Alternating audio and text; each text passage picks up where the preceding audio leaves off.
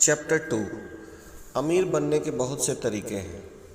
क्या आप मुझे अमीर बनना सिखा सकते हैं? मैंने अपने टीचर से पूछा। नहीं, मेरे बायोलॉजी के टीचर ने जवाब दिया। मेरा काम है ग्रेजुएट बनने में तुम्हारी मदद करना ताकि तुम्हें अच्छी नौकरी मिल सके।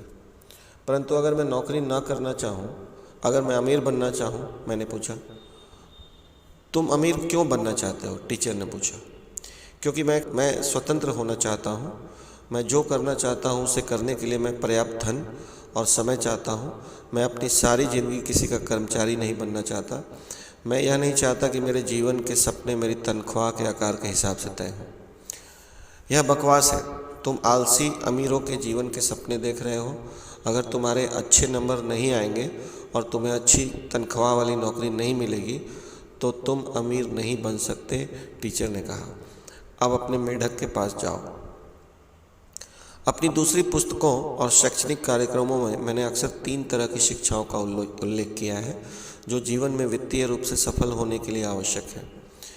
स्कॉलेस्टिक या एकेडमिक, प्रोफेशनल और फाइनेंशियल शिक्षा। स्कॉलेस्टिक या एकेडमिक शिक्षा, यह शिक्षा हमें पढ़ना, लिखना और गणित करना सिखाती है। यह बहुत ही महत्वपूर्ण शिक्षा है, खासकर आज की दुनिया में। व्यक्तिगत रूप से मैं इस शिक्षा में बहुत योग्य साबित नहीं हुआ। मैं अपने अधिकांश जीवन में सी स्टूडेंट रहा क्योंकि मेरी उन बातों में रुचि नहीं थी जो पढ़ाई जाती थी।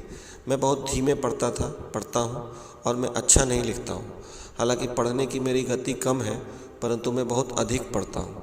बस पढ़ने की मेरी गति कम है और मुझे अक्सर एक पुस्तक को 2 या 3 बार पढ़ना पड़ता है, तब जाकर मैं उसे समझ पाता हूँ। मैं एक खराब लेखक भी हूँ, हालांकि मैं फिर भी लिखे जाता हूँ। विषय से हटकर मैं यह बता दूँ कि हालांकि मैं एक खराब लेखक हूँ, परंतु सौभाग्य से मेरी 6 पुस्तकें the New York times, the wall street journal और बिजनेस वीक की बेस्ट सेलर लिस्ट में आ चुकी हैं। जैसा मैंने रिच डैड पुअर डैड में बताया कि मैं बेस्ट राइटिंग सबसे अच्छा लिखने वाला नहीं हूँ, लेकिन मैं एक बेस्ट सेलिंग लेखक हूँ। इस क्षेत्र में मेरे अमीर डैडी की सेल्स ट्रेनिंग काम आई, हालांकि यह स्कूल में काम नहीं आई जहाँ नंबर दिए जाते थे। प्रोफेशनल शिक्षा, यह शिक्षा आपको सिखाती है कि पैसे के लिए किस तरह काम किया जाए। मेरी जवानी के दिनों में बुद्धिमान बच्चे डॉक्टर, वकील या अकाउंटेंट बनते थे। कई प्रोफेशनल स्कूल लोगों को medical assistant, plumber, builder, electrician और ऑटोमोबाइल्स मैकेनिक बनना सिखाते हैं। अगर आप अपनी फ़ोन बुक के पीले पृष्ठों में शिक्षा या स्कूल के कॉलम में देखेंगे तो आप पाएंगे कि यह पन्ने ऐसे स्कूलों से भरे पड़े हैं जो लोगों को ऐसे प्रोफेशन सिखाते हैं जिनसे उन्हें रोजगार पाने के अधिक अवसर उपलब्ध हो। व्यक्तिगत रूप से चूँकि मैंने शिक्षा के पहले स्तर यानी एकेडमिक शिक्षा में अच्छा प्रदर्शन नहीं किया था, इसलिए मुझे डॉक्टर, वकील या अकाउंटेंट बनने के लिए प्रोत्साहित नहीं किया गया। इसके बजाय मैं न्यूयॉर्क में एक स्कूल में गया जहां मैं शिप ऑफिसर बन गया। मैं शिप बेचा करता था, जैसे स्टैंडर्ड ऑयल के टैंकर्स और द लव बोट टेलीविज़न कार्यक्रम में दिखाए जाने वाले जहाज़ों की तरह के पैसेंजर्स लाइनर्स। ग्रेजुएशन के बाद चूँकि वियतनाम युद्ध चल रहा था, इसलिए शिपिंग उद्योग में नौकरी करने के बजाय मैं फ्लोरिडा के पेंसाकोला में चला गया जहाँ मैंने यूएस नेवी फ्लाइट स्कूल में अध्ययन किया। मैं एक पायलट बन गया और मैंने वियतनाम में मैरीन कॉर्प्स की तरफ से उड़ानें भरी। मेरे दोनों डैडियों का कहना था कि देश की रक्षा करना एक पुत्र का कर्तव्य है, इसलिए मेरे भाई और मैंने वियतनाम जाने के लिए अपने नाम स्वेच्छा से दिए। जब मैं 23 साल का हुआ तो मेरे पास 2 प्रोफेशन थे, एक शिप ऑफिसर का और दूसरा पायलट का। परंतु मैंने पैसे कमाने के लिए दरअसल इनमें से किसी एक का भी इस्तेमाल नहीं किया। विषय से हटकर मैं सोचता हूँ कि यह विसंगति ही है कि जिस प्रोफेशन के लिए आज सबसे अधिक जाना जाता हूँ, यानी लेखक के प्रोफेशन के लिए, वह एक ऐसा विषय है जिसमें मैं हाई स्कूल में 2 बार फेल हुआ था। फाइनेंशियल शिक्षा, यह वह शिक्षा है जिसमें आप सीखते हैं कि पैसे के लिए काम करने के बजाय किस तरह पैसे से अपने लिए काम करवाया जाता है। यह तीसरे स्तर की शिक्षा हमारे अधिकांश स्कूलों में नहीं पढ़ाई जाती। मेरे गरीब डैडी का विचार था कि असली दुनिया में सफल होने के लिए इंसान को अच्छी एकेडमिक और प्रोफेशनल शिक्षाओं की ही ज़रूरत थी। परंतु मेरे अमीर डैडी कहते थे, अगर तुम्हारी फाइनेंशियल शिक्षा कमज़ोर है तो तुम हमेशा अमीरों के लिए काम करते रहोगे। richdad.com में ने अपनी तरफ से पूरी कोशिश की है कि ऐसे प्रोडक्ट बनाए जाएं जो वही फाइनेंशियल शिक्षा दे जो मेरे अमीर डैडी ने मुझे सिखाई थी। हमारे पास board games cash flow 101, cash flow 202 और कैश फ्लो फॉर किड्स है, जो मज़ेदार तरीके से उसी फाइनेंशियल शिक्षा को और फाइनेंशियल मानसिकता को सिखाते हैं जो मेरे अमीर डैडी ने मुझे सिखाई थी। पैसे के लिए काम करने के बजाय पैसे से अपने लिए काम करवाना सीखें। एक फाइनेंशियल विपत्ति, मेरे विचार से अमेरिका और कई पश्चिमी देशों में एक फाइनेंशियल विपत्ति आने वाली है। एक फाइनेंशियल विपत्ति जिसका कारण यह है कि हमारी शिक्षा का सिस्टम विद्यार्थियों को पर्याप्त यथार्थवादी फाइनेंशियल शिक्षा नहीं देता है। जैसा हम सभी दुर्भाग्य से जानते हैं कि हमें स्कूल में ज़्यादा फाइनेंशियल शिक्षा नहीं मिली, और मेरे विचार से यह जीवन की एक बहुत महत्वपूर्ण योग्यता है कि पैसों को किस तरह संभाला जाए और उसका निवेश कैसे किया जाए। हाल ही में हमने करोड़ों लोगों को स्टॉक मार्केट में खरबों डॉलर गंवाते हुए देखा। निकट भविष्य में मैं एक फाइनेंशियल विपत्ति की भविष्यवाणी कर सकता हूं, क्योंकि 1950 के बाद पैदा होने वाले लाखों करोड़ों लोगों के पास रिटायरमेंट के लिए पर्याप्त धन नहीं होगा, रिटायरमेंट के लिए पैसा नहीं होगा, और इससे भी महत्वपूर्ण बात यह है कि लोगों के पास मेडिकल केयर के लिए भी पैसा नहीं होगा। मैं अक्सर फाइनेंशियल सलाहकारों को यह कहते हुए सुनता हूँ, रिटायरमेंट के बाद आपके जीवन के खर्चे कम हो जाते हैं। यह फाइनेंशियल सलाहकार अक्सर आपको यह बताना भूल जाते हैं कि रिटायरमेंट के बाद भले ही आपके जीवन के खर्च कम हो जाए, परंतु आपके मेडिकल खर्च बढ़ जाते हैं। मेरे गरीब डैडी सोचते थे कि सरकार को उन लोगों का ध्यान रखना चाहिए जिसके पास पैसा नहीं है। हालांकि मैं दिल से उनकी बात से सहमत हूँ, परंतु मेरा फाइनेंशियल मस्तिष्क अक्सर सोचता है कि सरकार किस तरह लाखों लोगों की मदद कर पाएगी जिन्हें जीवन के अन्य खर्चों के साथ साथ मेडिकल खर्च की जल्द ही ज़रूरत होगी। 2010 तक 83 मिलियन बेबी बूमर्स की पहली खेप रिटायर होना शुरू हो जाएगी। मैं सवाल पूछना चाहता हूं कि जब उनकी नौकरी के दिन समाप्त हो जाएंगे तो इनमें से कितनों के पास शेष जीवन जीने के लिए पर्याप्त धन होगा, और अगर इन्हें जीवित रहने के लिए अरबों डॉलर की ज़रूरत होगी तो क्या दुनिया के युवा लोग बूढ़ों का खर्चा उठाने के इच्छुक होंगे?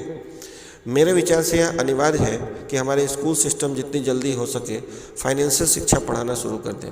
अपने धन को किस तरह संभाला जाए और उसका निवेश किस तरह किया जाए, यह जानना निश्चित रूप से उतना ही महत्वपूर्ण है जितना कि यह जानना कि मेढक का डिसेक्शन किस तरह से किया जाए। एक व्यक्तिगत टिप्पणी, मेरी पत्नी और मैं जीवन में जल्दी ही रिटायर हो गए, बिना नौकरी, बिना सरकारी सहायता, बिना स्टॉक, बिना म्यूचुअल फंड के। हमने स्टॉक या म्यूचुअल फंड क्यों नहीं लिए? इसका कारण यह है कि हमारे लिए वे बहुत जोखिम भरे निवेश हैं। मेरे विचार से म्यूचुअल फंड सबसे जोखिम भरे निवेश होते हैं, परंतु अगर आपके पास कोई औपचारिक फाइनेंशियल शिक्षा और अनुभव न हो तो वे अच्छे निवेश हैं। अगर आपने हाल ही में फाइनेंशियल न्यूज़ सुनी होगी तो आप जानते होंगे कि मार्च 2000 में शुरू होने वाले स्टॉक मार्केट क्रैश के पहले फाइनेंशियल सलाहकार कह रहे थे, लंबे समय के लिए निवेश करो, खरीदो और पकड़े रहो, और अपने स्टॉक को डाइवर्सिफाई कर लो, यानी अलग अलग क्षेत्रों की कंपनियों में शेयर खरीदो। स्टॉक मार्केट क्रैश के बाद वे सलाह दे रहे हैं कि लंबे समय के लिए निवेश करो, खरीदो और पकड़े रहो, और अपने स्टॉक को डाइवर्सिफाई कर लो। क्या आपको दोनों सलाहों में कोई अंतर नज़र आता है? अपना खुद का बिजनेस बनाना अमीर बनने का सबसे अच्छा तरीका है। जब आप बिजनेस बना लें और आपके पास अच्छा कैश फ्लो आने लगे तो फिर आप दूसरी संपत्तियों में निवेश करना शुरू कर सकते हैं।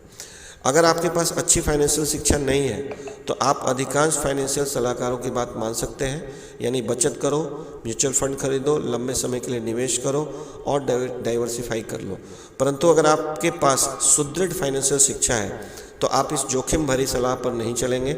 इसके बजाय आप वह कर सकते हैं जिसकी सलाह मेरे अमीर डैडी ने मुझे दी थी, यानी पहले अपना बिजनेस बनाओ। उन्होंने कहा था अपना खुद का बिजनेस बनाना अमीर बनने का सबसे अच्छा तरीका है। अमीर डैडी ने यह भी कहा था जब आप अपना बिजनेस बना लें और आपके पास अच्छा कैश फ्लो आने लगे तो आप दूसरी संपत्तियों में निवेश कर सकते हैं। अमीर बनने के दूसरे तरीके, अमीर डैडी कहते थे चूँकि बहुत से लोगों के पास पर्याप्त फाइनेंशियल शिक्षा नहीं है, इसलिए वे बिजनेस नेटवर्क बनाने के बजाय अमीर बनने के कई दूसरे रोचक तरीके ढूंढ लेते हैं। उदाहरण के लिए, करोड़ों लोग अमीर बनने के लिए लॉटरी खेल रहे हैं या कड़ी मेहनत करके पैसा बचा रहे हैं, और कुछ लोग तो इन तरीकों का प्रयोग करके सचमुच अमीर बन जाते हैं। उन्होंने यह भी कहा, अगर तुम अमीर बनना चाहते हो तो तुम्हें वह तरीका खोजना चाहिए जो तुम्हारे लिए सबसे अच्छी तरह से काम कर सके। नीचे कुछ तरीके दिए गए हैं जिनके द्वारा लोग अमीर बनते हैं। नंबर 1, आप किसी के पैसे के लिए उससे शादी करके अमीर बन सकते हैं। यह अमीर बनने का बहुत लोकप्रिय तरीका है, परंतु मेरे अमीर डैडी कहा करते थे, तुम जानते हो किस तरह के लोग पैसे के लिए शादी करते हैं? 2, आप बदमाश बनकर अमीर बन सकते हैं। अमीर डैडी कहते थे, बदमाश बनने के साथ समस्या यह है कि आपको दूसरे बदमाशों के साथ काम करना पड़ता है। ज़्यादातर बिजनेस विश्वास पर टिका होता है, परंतु जब आपके पार्टनर बदमाश होंगे तो आप किस तरह से उन पर भरोसा करेंगे? उन्होंने यह भी कहा कि अगर आप ईमानदार हैं और आप बिजनेस में कोई ईमानदार गलती करते हैं तो ज़्यादातर लोग समझ जाएंगे कि आपको दूसरा मौका देंगे। इसके अलावा अगर आप अपनी गलतियों से सीखेंगे, आप पहले से अच्छे बिजनेसमैन बन जाएंगे। परंतु अगर आप बदमाश हैं और आप कोई गलती करते हैं तो या तो आप जेल जाएंगे या फिर आपके पार्टनर आपको आपके बेहतरीन तरीके से उस गलती की सज़ा देंगे। नंबर 3, आप लालची बनकर अमीर बन सकते हैं। मेरे अमीर डैडी कहते थे, दुनिया ऐसे लोगों से भरी पड़ी है जो लालची बनकर अमीर होना चाहते हैं। लालची अमीर लोग सबसे अधिक आलोचना के पात्र होते हैं। 2000 के स्टॉक मार्केट क्रैश के बाद दुनिया की उन कंपनियों की कहानियाँ चटकारे लेकर पढ़ी जाने लगी जिन्होंने अपने वित्तीय रिकॉर्ड तोड़ मरोड़ कर बताए थे। उन सीईओ के किस्से पढ़े जाने लगे जिन्होंने निवेशकों को झूठ बोला था। उन अंदर की जानकारी रखने वाले लोगों के बारे में पढ़ा जिन्होंने गैर कानूनी ढंग से शेयर बेचे थे, और कंपनी के अफसरों के बारे में भी लेख पढ़े जिन्होंने अपने कर्मचारियों को कंपनी के शेयर खरीदने को कहा था जबकि वे खुद अपने शेयर बेच रहे थे। महीनों तक समाचारों में एनरॉन, वर्ल्डकॉम, आर्थर एंडरसन और वॉल स्ट्रीट विश्लेषकों के लीडर्स के बारे में कहानियाँ आती रहीं जिन्होंने झूठ बोला था, धोखा दिया था और चोरी की थी। दूसरे शब्दों में, इन अमीर लालची लोगों में से कुछ इतने लालची थे, उन्होंने कानून तोड़ दिया और वे बदमाश बन गए। 21वीं सदी के पहले कुछ सालों ने लालच, भ्रष्टाचार और नैतिक मार्गदर्शन के अभाव के कुछ सबसे बुरे उदाहरण प्रस्तुत किए और यह सिद्ध किया कि बदमाश लोग सिर्फ वही नहीं होते जो मादक द्रव्यों का कारोबार करते हैं, नकाब पहनते हैं और बैंक लूटते हैं। नंबर 4, आप सस्ते बनकर भी अमीर बन सकते हैं। अमीर डैडी कहते थे, सस्ते बनकर अमीर बनने की कोशिश करना सबसे लोकप्रिय तरीका है। इसे आगे स्पष्ट करते हुए उन्होंने कहा कि जो लोग सस्ते बनकर अमीर बनने की कोशिश करते हैं वे अक्सर अपनी आमदनी से कम खर्च से गुजारा करने की कोशिश करते हैं, बजाय इसके कि वे अपनी आमदनी बढ़ाने के तरीके खोजें। उन्होंने यह भी कहा कि सस्ते बनकर अमीर बनने के साथ समस्या यह है कि अंत में आप सस्ते ही बने रहते हैं। हम सब ने उन लोगों की कहानियाँ सुनी है जिन्होंने पूरी ज़िंदगी पैसा इकट्ठा करने में, पाई बचाने में, सेल में सामान खरीदने में गुजार दी है, सिर्फ इसलिए ताकि उनके पास बहुत सारा पैसा इकट्ठा हो जाए। परंतु हालांकि उनके पास काफ़ी पैसा होता है, फिर भी वे सचमुच गरीब आदमी की तरह ही गरीबी में रहते हैं। मेरे अमीर डैडी को इस बात में बहुत कम समझदारी दिखी कि काफ़ी पैसा पास में होने के बावजूद कोई आदमी गरीबों की तरह रहे। अमीर डैडी का एक मित्र था जो जीवन भर सस्ती ज़िंदगी जिया, जिसने धीरे धीरे पैसा जोड़ भी लिया क्योंकि उसने न्यूनतम आवश्यकताओं के अलावा किसी चीज़ पर खर्च नहीं किया। दुखद बात यह थी कि उसके तीनों बच्चे जब बड़े हुए तो वे विरासत में धन हासिल करने के लिए लालायित थे और उनके मरने का रास्ता देख रहे थे। उनकी मौत के बाद उसके तीनों बच्चों ने जिंदगी भर सस्ते बने रहने की भरपाई की और उसके पूरे पैसों को 3 साल से कम समय में उड़ा डाला। सारा पैसा खत्म हो गया और उसके बच्चे आज उतने ही गरीब हैं जितने कि उनके डैडी थे। हालांकि उनके पास कभी बहुत पैसा था। मेरे अमीर डैडी के हिसाब से जो लोग पैसा इकट्ठा करने के बावजूद गरीबों की तरह रहते हैं वे पैसे की पूजा करते हैं और पैसे को अपना मालिक बना लेते हैं, बजाय इसके कि वे पैसे का मालिक बनना सीखें। 5वां, आप कड़ी मेहनत से अमीर बन सकते हैं। अमीर डैडी के अनुसार कड़ी मेहनत से अमीर बनने के साथ दिक्कत यह है कि कड़ी मेहनत करने वाले लोगों को अक्सर अपने धन और जीवन का आनंद लेने में मुश्किल आती है। दूसरे शब्दों में, वे सिर्फ कड़ी मेहनत ही कर सकते हैं। वे यह नहीं जान पाते कि ज़िंदगी का आनंद कैसे लिया जाता है। बुरी आमदनी के लिए कड़ी मेहनत। अमीर डैडी ने अपने पुत्र और मुझे यह भी सिखाया कि कई लोग गलत तरह की आमदनी के लिए कड़ी मेहनत करते हैं। उन्होंने कहा कि जो लोग धन के लिए शारीरिक रूप से कड़ी मेहनत करते हैं वे अक्सर गलत तरह की आमदनी के लिए कड़ी मेहनत कर रहे हैं, क्योंकि कड़ी मेहनत से हासिल होने वाली आमदनी पर सबसे ज़्यादा टैक्स लगता है। जो लोग गलत तरह की आमदनी के लिए काम करते हैं वे अक्सर ज़्यादा से ज़्यादा मेहनत करते हैं ताकि उन पर ज़्यादा से ज़्यादा टैक्स लग सके। मेरे अमीर डैडी के हिसाब से यह फाइनेंशियल समझदारी नहीं थी कि ऐसी आमदनी के लिए ज़्यादा से ज़्यादा मेहनत की जाए जिस पर ज़्यादा से ज़्यादा टैक्स लगे। अधिकांश नौकरी पेशा लोग सबसे ऊंची दर पर टैक्स देते हैं। इसके अलावा जिन लोगों को सबसे कम मिलता है अक्सर सबसे ज़्यादा प्रतिशत टैक्स देते हैं। बचपन में ही मेरे अमीर डैडी ने मुझे सिखा दिया था कि आमदनी एक ही तरह की नहीं होती। उन्होंने कहा आमदनी दो तरह की होती है, अच्छी आमदनी और बुरी आमदनी। इस पुस्तक में आप यह जानेंगे कि किस तरह की आमदनी के लिए कड़ी मेहनत की जाए ताकि आप ज़्यादा से ज़्यादा पैसे कमाएं, परंतु उस पर कम से कम टैक्स दें। अमीर डैडी ने अपने पुत्र और मुझे यह भी बताया कि कई लोग ज़िंदगी भर कड़ी मेहनत करते हैं, परंतु अंत में उनके पास अपनी कड़ी मेहनत के बदले दिखाने के लिए कुछ नहीं होता। इस पुस्तक में आप यह जानेंगे कि आप किस तरह कुछ साल तक कड़ी मेहनत करें, परंतु अंततः आपके पास चुनने के लिए यह विकल्प होगा कि आप कभी पैसे के लिए काम नहीं करेंगे। 6. आप अत्यधिक स्मार्ट, प्रतिभाशाली, आकर्षक या गुणी होकर अमीर बन सकते हैं। टाइगर वुड्स अत्यंत प्रतिभाशाली गोल्फर के एक उदाहरण है।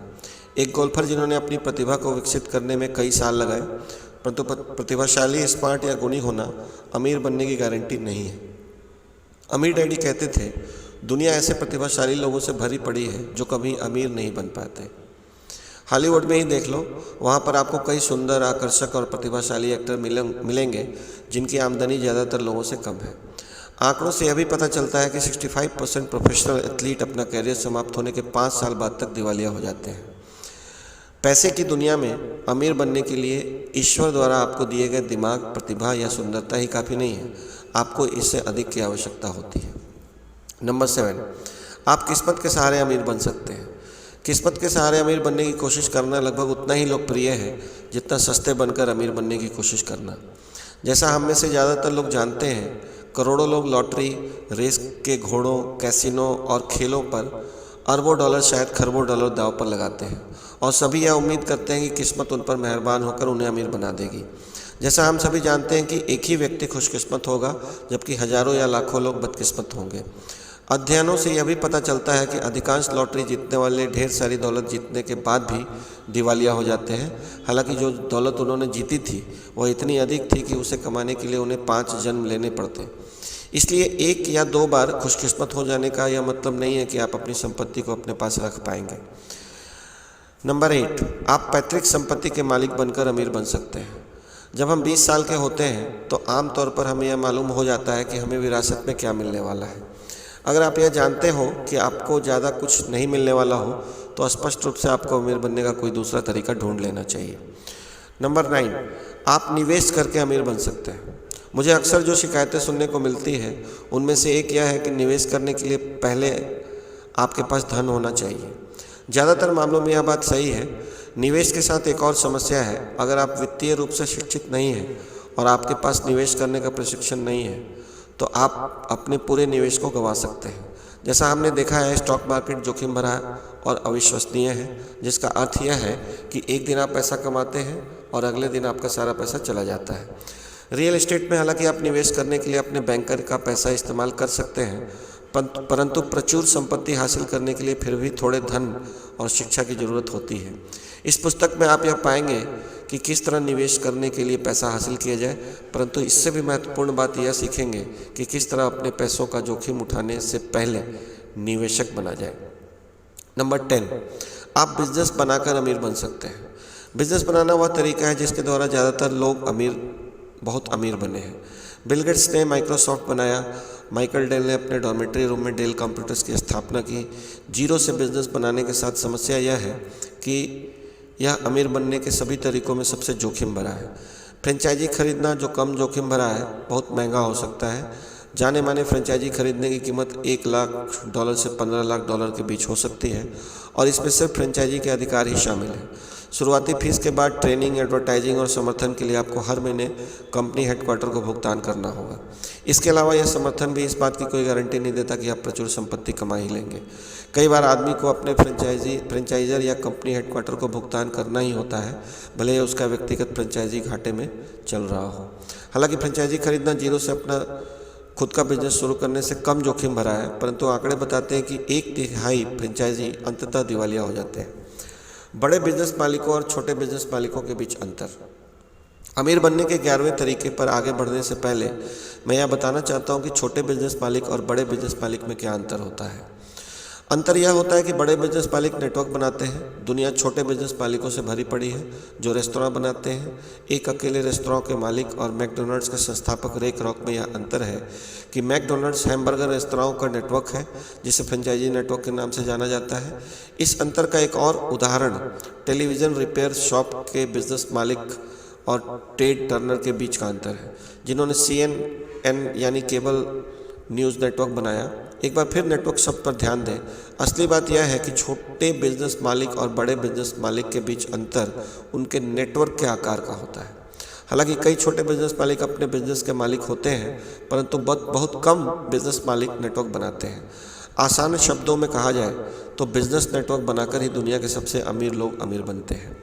अमीर बनने का 11वां तरीका, आप नेटवर्क मार्केटिंग बिजनेस बना सकते हैं। मैंने नेटवर्क मार्केटिंग बिजनेस को 11वें नंबर पर इसलिए रखा और इसे अमीर बनने के बाकी तरीकों से अलग इसलिए रखा क्योंकि यह संपत्ति हासिल करने का बहुत ही नया और क्रांतिकारी तरीका है। अगर आप अमीर बनने के पहले 10 तरीकों पर उड़ती हुई निगाहें डालें तो आप पाएंगे कि इनका दृष्टिकोण आत्म केंद्रित है, यानी इन सभी में इंसान खुद अमीर बनता है। दूसरे शब्दों में यह एक लालची आदमी का दृष्टिकोण है। उदाहरण के तौर पर वह आदमी जो सस्ते बनकर अमीर बनने की कोशिश करता है, उसका पूरा ध्यान सिर्फ खुद के अमीर बनने पर ही होता है और शायद अपने परिवार और दोस्तों के अमीर बनने पर भी। जो पैसों के लिए शादी करता है वह निश्चित रूप से अपने खुद के लिए पैसा हासिल करने के फिराक में रहता है। बड़ा बिजनेस भी कुछ चुनिंदा लोगों को ही अमीर बनाने पर अपना ध्यान केंद्रित करता है। जब फ्रेंचाइजी आए तो उन्होंने अधिक लोगों के लिए यह संभव बनाया कि वे बिजनेस मालिक बन सकें और संपत्ति में हिस्सेदारी कर सकें, परंतु ज़्यादातर मामलों में फ्रेंचाइजी केवल उन्हीं लोगों को मिल सकते हैं जिनके पास फ्रेंचाइजी खरीदने के लिए पैसा है। और जैसा मैंने पहले ही कहा कि आज की तारीख में मैकडॉनल्ड्स फ्रेंचाइजी की कीमत $10 लाख है। बहरहाल मैं यह नहीं कह रहा हूँ कि यह लोग बुरे या लालची है, मैं सिर्फ इतना कह रहा हूँ कि अधिकांश मामलों में फोकस बहुत से लोगों के अमीर बनने पर नहीं है, फोकस सिर्फ एक व्यक्ति के अमीर बनने पर है। नेटवर्क मार्केटिंग बिजनेस संपत्ति हासिल करने का एक नया और क्रांतिकारी तरीका है। मैंने नेटवर्क मार्केटिंग को अमीर बनने के 11वें तरीके के रूप में इसलिए रखा क्योंकि यह एक क्रांतिकारी नया तरीका है जो संपत्ति को हर उस आदमी के साथ बांटना चाहता है जो सचमुच प्रचुर संपत्ति हासिल करना चाहता है। नेटवर्क मार्केटिंग सिस्टम इस तरह से बनाया गया है कि कोई भी आदमी इस संपत्ति में हिस्सेदारी कर सकता है।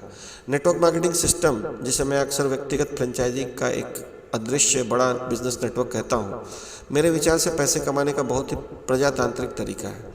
यह सिस्टम हर उस आदमी के लिए खुला है जिसमें आगे बढ़ने की इच्छा है, संकल्प है और लगन है।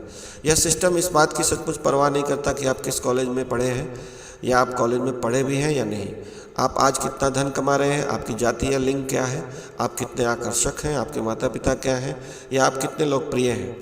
ज़्यादातर नेटवर्क मार्केटिंग कंपनियां मूलभूत रूप से सिर्फ इस बात की परवाह करती हैं कि आप सीखने के लिए, बदलने और विकास करने के लिए कितने इच्छुक हैं, और जब आप इस बिजनेस के मालिक बनना सीखते हैं तो क्या आप में वह हौसला है कि आप राह में आने वाली मुश्किलों से नहीं घबराएंगे। नेटवर्क मार्केटिंग सिस्टम, जिसे मैं अक्सर व्यक्तिगत फ्रेंचाइजी कहता हूँ, संपत्ति कमाने का बहुत ही प्रजातांत्रिक तरीका है। हाल ही में मैंने एक बहुत प्रसिद्ध और अमीर निवेशक की ऑडियो रिकॉर्डिंग सुनी जो एक प्रसिद्ध बिजनेस स्कूल में भाषण दे रहे थे। मैं उस स्कूल या उस निवेशक का नाम इसलिए नहीं बता रहा हूँ क्योंकि मैं जो कहने जा रहा हूँ वह उनके लिए बहुत अच्छी बात नहीं है। उन्होंने कहा था, मैं लोगों को निवेश करना सिखाने में रुचि नहीं लेता, मैं जीवन में आगे बढ़ने में, गरीब लोगों की मदद करने में रुचि नहीं लेता। मैं सिर्फ यह चाहता हूं कि आप जैसे बुद्धिमान लोगों के साथ इस प्रसिद्ध बिजनेस स्कूल में समय बिताऊं।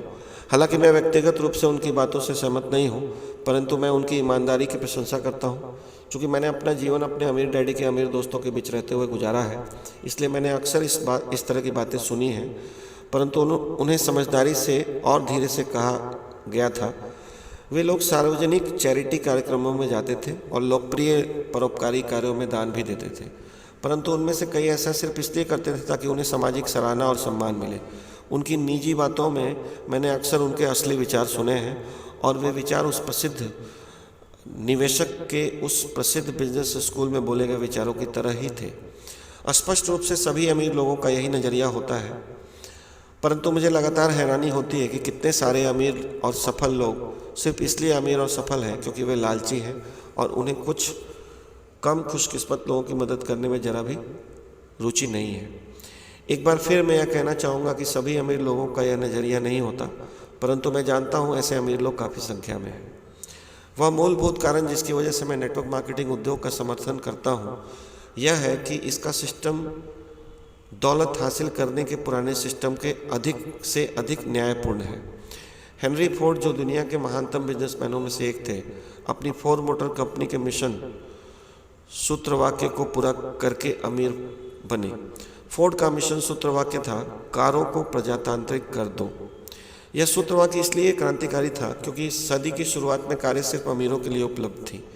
हेनरी फोर्ड का विचार कारों को हर आदमी की पहुंच में लाना था और यही कारों को प्रजातांत्रिक कर दो का अर्थ था। रोचक बात यह है कि हेनरी फोर्ड एडिसन के कर्मचारी थे और अपने खाली समय में उन्होंने अपनी पहली कार बनाई। 1903 में फोर्ड मोटर कंपनी का जन्म हुआ। उत्पादन लागत में कटौती करके असेंबली लाइन को अपनाकर और सस्ती औसत कारों का बड़े पैमाने पर उत्पादन करके फोर्ड दुनिया के सबसे बड़े कार उत्पादक बन गए। न सिर्फ उन्होंने अपनी कार को सस्ता बनाया, बल्कि उन्होंने उद्योग में सबसे ऊंचे वेतन भी दिए। साथ ही उन्होंने अपने कर्मचारियों को लाभ में हिस्सा देने की योजना भी बनाई और हर साल $3 करोड़ से अधिक उनमें बांट दिए। और 20वीं सदी के शुरुआती दशक में $3 करोड़ का मूल्य बहुत ज़्यादा हुआ करता था। दूसरे शब्दों में, हेनरी फोर्ड एक ऐसे व्यक्ति थे जो इसलिए अमीर बने क्योंकि वे न सिर्फ अपने ग्राहकों की परवाह करते थे, बल्कि वे अपने कर्मचारियों की भी परवाह करते थे। वे लालची व्यक्ति होने के बजाय एक उदार व्यक्ति थे। तथाकथित बौद्धिक समाज ने हेनरी फोर्ड की आलोचना की और उन पर व्यक्तिगत आक्षेप भी लगाए। हेनरी फोर्ड बहुत शिक्षित नहीं थे और थॉमस एडिसन की तरह उनका अक्सर इसलिए मजाक उड़ाया जाता था क्योंकि उनके पास औपचारिक शिक्षा नहीं थी। हेनरी फोर्ड के बारे में मेरी फेवरेट कहानियों में से एक वह है जब उनसे तथाकथित बुद्धिमान व्यक्तियों के सामने एक टेस्ट में भाग लेने का आग्रह किया गया। स्मार्ट लोगों का एक समूह मौखिक टेस्ट लेने के लिए आया। वे यह साबित करना चाहते थे कि फोर्ड अज्ञानी है। एक बुद्धिजीवी ने उनसे इस तरह का सवाल पूछा कि वे जो रोल्ड स्टील बनाते हैं उसकी टेंसाइल मजबूती कितनी है। फोर्ड को जवाब नहीं मालूम था। उन्होंने अपनी मेज पर रखे कई फ़ोनों में से एक फ़ोन को उठाया और अपने वाइस प्रेसिडेंट को बुलाया जिसे जवाब मालूम था। वाइस प्रेसिडेंट आया। फोर्ड ने उनसे वह सवाल पूछा और वाइस प्रेसिडेंट ने वह जवाब दे दिया जो बुद्धिजीवी लोग चाहते थे। अगले स्मार्ट व्यक्ति ने एक और सवाल पूछा। एक बार फिर फोर्ड ने जवाब नहीं मालूम था, इसलिए उन्होंने फ़ोन करके स्टाफ को अपने एक आदमी को बुलाया जिसे जवाब मालूम था। यह प्रक्रिया चलती रही जब तक आखिरकार एक स्मार्ट आदमी ने चिल्लाकर यह नहीं कहा, देखिए इसे, यह साबित होता है कि आप अज्ञानी हैं। आप हमारे पूछे गए एक भी सवाल का जवाब नहीं दे पाए। हेनरी फोर्ड ने इस तरह का जवाब दिया, मैं जवाब इसलिए नहीं जानता क्योंकि मैं अपने दिमाग में उन जवाबों का कचरा नहीं रखना चाहता जो आप चाहते हैं। मैं आपके स्कूलों के स्मार्ट युवा लोगों को नौकरी पर रखता हूँ जिन्होंने वे सारे जवाब रट रखे हैं और आप मुझसे रटने की उम्मीद करते हैं। मेरा काम उस जानकारी को रटना नहीं है जिसे आप बुद्धिमानी समझते हैं। मेरा काम अपने दिमाग को इस तरह के कचरे और छोटे तथ्यों से खाली रखना है ताकि मैं सोच सकूं। इस बिंदु पर उन्होंने बुद्धिजीवियों को और स्मार्ट लोगों को वहां से विदा लेने के लिए कहा। वर्षों तक मैं हेनरी फोर्ड की इस कहावत को याद करता रहा जो मेरे हिसाब से उनके सबसे महत्वपूर्ण कथनों में से एक है। सोचना सबसे कठिन काम है, इसलिए बहुत कम लोग यह काम करते हैं। सोचना सबसे कठिन काम है, इसलिए बहुत कम लोग यह काम करते हैं। हर एक के लिए संपत्ति। मेरे विचार से यह नए प्रकार का बिजनेस, नेटवर्क मार्केटिंग बिजनेस एक क्रांति है, सिर्फ इसलिए क्योंकि इतिहास में पहली बार अब यह हर एक के लिए संभव है कि वह संपत्ति में हिस्सेदार बन सके, जबकि अब तक यह चुनिंदा या खुशकिस्मत लोगों के लिए ही संभव था। मैं जानता हूं कि इस नए प्रकार के बिजनेस को लेकर कुछ विवाद है और बाकी बिजनेसों की तरह इस बिजनेस में भी कुछ लालची और बदमाश लोग घुस आए हैं जो इस बिजनेस के माध्यम से फटाफट अमीर बनना चाहते हैं। परंतु अगर आप पीछे हटकर इस नए प्रकार के बिजनेस की तरफ देखें तो यह सामाजिक रूप से एक बहुत ही जिम्मेदार सिस्टम है जो संपत्ति का न्यायोचित बंटवारा करता है। नेटवर्क मार्केटिंग बिजनेस लालची लोगों के लिए अच्छा बिजनेस नहीं है। इसे इस तरह से बनाया गया है कि यह उन लोगों के लिए आदर्श बिजनेस साबित हो जो दूसरों की मदद करना पसंद करते हैं। इसे दूसरी तरह से कहा जाए तो नेटवर्क मार्केटिंग बिजनेस के काम करने का इकलौता तरीका यह है कि जब आप अमीर बने तो आप अमीर बनने में किसी और की भी मदद करें। मेरे लिए यह क्रांतिकारी है, उतना ही क्रांतिकारी जितने थॉमस एडिसन और हेनरी फोर्ड अपने दिनों में थे। अध्याय समाप्त करने से पहले मैं यह बता दूं कि मेरे विचार से ज़्यादातर लोग उदार होते हैं। मैं लालच की निंदा नहीं करता, क्योंकि थोड़ा बहुत लालच और व्यक्तिगत आत्मरुचि हमेशा स्वस्थ होते हैं, परंतु जब लालच या व्यक्तिगत लाभ सीमा से बहुत अधिक बढ़ जाता है, तभी हम में से ज़्यादातर लोग विरोध करते हैं या नफरत में अपना सिर हिलाते हैं। चूँकि ज़्यादातर लोग उदार हैं और अपने साथी इंसानों की मदद करना चाहते हैं, इसलिए नेटवर्क मार्केटिंग बिजनेस सिस्टम का यह नया प्रकार अधिक लोगों को यह शक्ति देता है कि वे दूसरों की मदद कर सकें। हालांकि यह नए प्रकार का बिजनेस सिस्टम हर एक के लिए नहीं है, परंतु अगर आप ऐसे व्यक्ति हैं जो आर्थिक लक्ष्यों और अपने सपनों तक पहुंचने में ज़्यादा से ज़्यादा लोगों की सचमुच मदद करना चाहते हैं, तो नेटवर्क मार्केटिंग बिजनेस को टटोल कर देखने में आप अपना समय का सदुपयोग ही करेंगे। संक्षेप में, आज व्यक्ति के पास अमीर बनने के कई तरीके हैं। अमीर बनने का सबसे अच्छा तरीका वह है जो आपके लिए सबसे अच्छी तरह से काम कर सके। अगर आप ऐसे व्यक्ति हैं जो दूसरों की मदद करना पसंद करते हैं, तो मेरा विश्वास है कि यह नए प्रकार का बिजनेस सिस्टम नेटवर्क मार्केटिंग आपके लिए है। इसलिए मैंने इस पुस्तक का शीर्षक बिजनेस स्कूल उन लोगों के लिए जो दूसरों की मदद करते हैं रखा है। अगर आप दूसरों की मदद करने में ज़रा भी रुचि नहीं रखते, तो आपके पास कम से कम 10 तरीके और हैं जिनमें से आप अपना विकल्प चुन सकते हैं। आगामी अध्यायों में मैं उन मूलभूत लाभों के बारे में चर्चा करूंगा जो मैंने अधिकांश नेटवर्क मार्केटिंग कंपनियों में पाए हैं। मेरे हिसाब से आपको इन मूलभूत फायदों पर विचार कर लेना चाहिए और इसके बाद ही यह फैसला लेना चाहिए कि आप इस उद्योग का हिस्सा बनना चाहते हैं या नहीं। अमीर डैडी ने अपने पुत्र और मुझे सिखाया था कि मूलभूत जीवन मूल्य धन से बहुत अधिक महत्वपूर्ण होते हैं। वे अक्सर कहते थे, आप सस्ते और लालची होकर भी अमीर बन सकते हैं, आप प्रचुर और उदार होकर भी अमीर बन सकते हैं।